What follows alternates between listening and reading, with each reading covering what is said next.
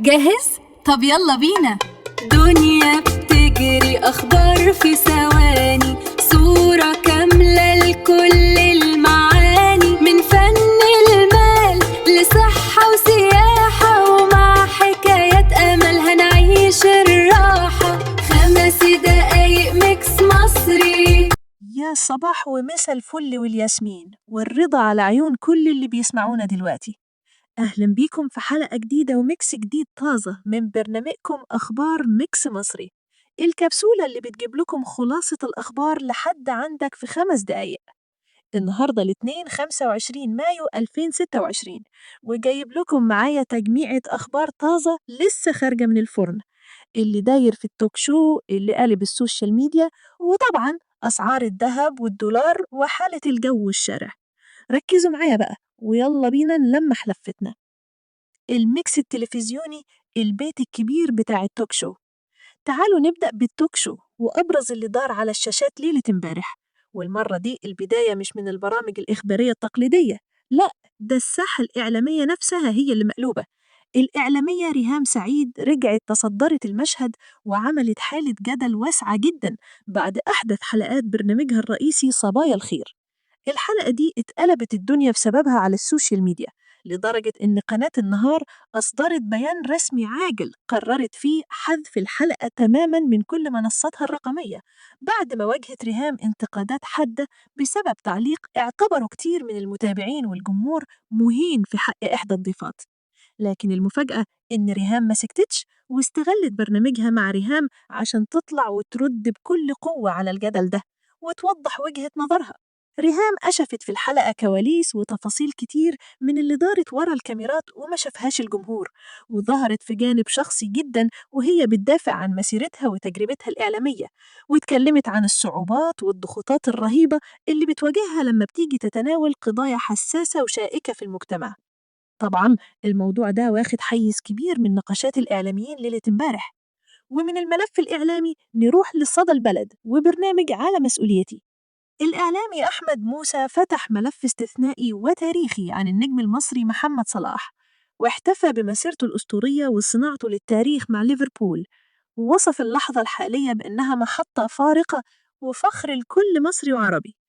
كمان البرنامج ركز على مفاجأة سارة للناس، وهي إعلان وزارة النقل والمترو عن خصم 50% على تذاكر المونوريل الجديد خلال العطلات الرسمية والمناسبات لمدة 3 شهور، ووصفوا المشروع بأنه أحدث تكنولوجيا وصلت مصر. وفي الفن بقى، السينما كانت منورة التوك شو. النجم كريم عبد العزيز صرح بأن فيلمه الجديد 7 دوجز بيمثل عودة قوية ومختلفة ليه لأفلام الأكشن وتحدي كبير فخور بيه، خصوصا مع مشاركة نجوم عالميين. والنجم أحمد عز علق برضو إن السر في نجاح السينما المصرية حاليا هو الصرامة والالتزام ووجود مخرجين كبار ورا الأعمال دي. أما في الملف الاجتماعي والديني، المتحدث باسم وزارة الأوقاف أعلن إن صكوك الأضاحي السنة دي وصلت ل10,000 طن لحوم، وفجر مفاجأة إن لأول مرة متاح تقسيط الأضحية على 6 شهور بدون فوائد للتسهيل على المواطنين مع اقتراب العيد. نيجي بقى للسكرولينج واللف في منصات التواصل الاجتماعي أكس وفيسبوك، ونشوف الدنيا مقلوبة على إيه لحد الساعات الأولى من صباح النهاردة. أولاً، ترند الإعلام. طبعاً اسم ريهام سعيد وقناة النهار هو الترند الأعلى في الساعات الأخيرة، والجمهور على فيسبوك وأكس منقسم ما بين ناس شايفة إن الحذف قرار الصح لحفظ كرامة الضيوف، وناس تانية مستنية تشوف ردود ريهام في الكواليس والدفاع اللي قدمته في مع ريهام. في الاقتصاد، الترند المالي الأول هو إعلان الهيئة القومية للتأمين الاجتماعي عن تبكير صرف معاشات شهر يونيو 2022 بقرار رسمي، وتبدأ من امبارح الأحد 24 مايو، وده عشان الأهالي يلحقوا يجيبوا مستلزمات عيد الأضحى المبارك، والبوستات كلها دعاء وفرحة بالقرار.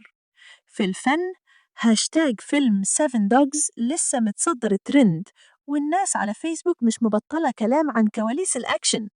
في الأسواق، صفحات الأسواق والمحافظات بتتداول قرارات محافظة القاهرة الصارمة بخصوص فتح المجازر مجاناً للمواطنين طول أيام العيد، مع فرض حظر كامل على بيع الأضاحي في الطرق العامة للحفاظ على نظافة الشوارع والمظهر الحضاري.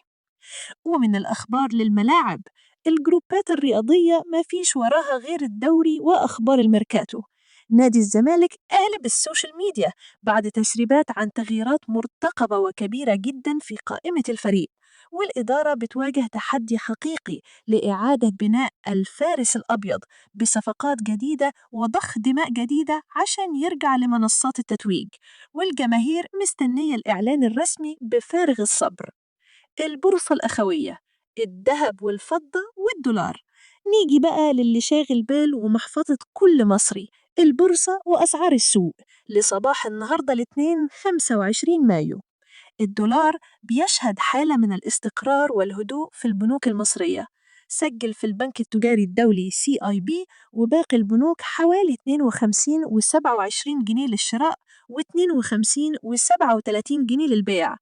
الذهب شهد انخفاض جديد وهادي في محلات الصاغة، متأثر بالهبوط العالمي بعد قرار البنك المركزي بتثبيت الفائدة.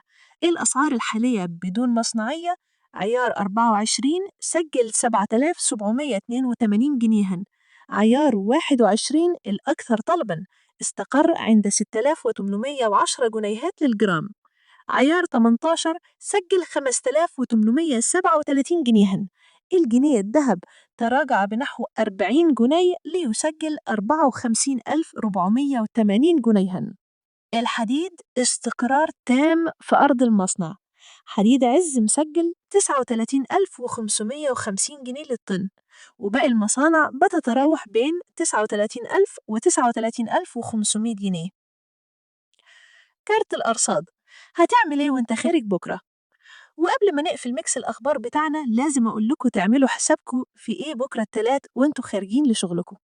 هيئة الأرصاد الجوية بتقول إن الجو نهاراً هيكون مائل للحرارة على القاهرة الكبرى والوجه البحري، ولطيف ومعتدل جداً على سواحلنا الشمالية، لكن هيفضل حار على جنوب الصعيد.